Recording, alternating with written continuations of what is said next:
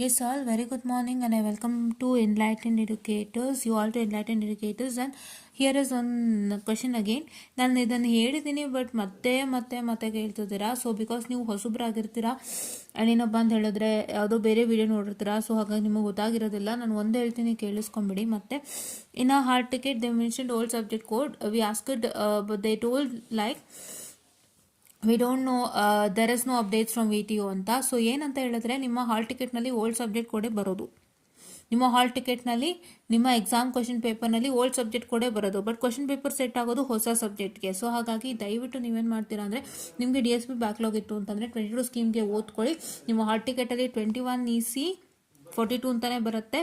And ನಿಮ್ಮ question ಪೇಪರ್ಲು ಕೂಡ 21EC 42 ಅಂತಲೇ ಬರೋದು. ಬಟ್ ಏನಾಗುತ್ತೆಪ್ಪ ಅಂತ ಹೇಳಿದ್ರೆ, the question paper is set to 22 scheme. ಓಕೆನಾ? So this is what is all for today ಅಂತ ಹೇಳ್ತಾ, ಸೊ ದಿಷ್ಟನ್ನು ಅರ್ಥ ಮಾಡ್ಕೊಳ್ಳಿ, ಆಯಿತಾ? ಆ್ಯಂಡ್ ಇನ್ನೊಂದು ಕೇಳ್ತಾ ಇದ್ದಾರೆ, ಇನ್ನೊಂದು ಡೌಟ್ ಇದೆ. Ma'am, M3 question paper,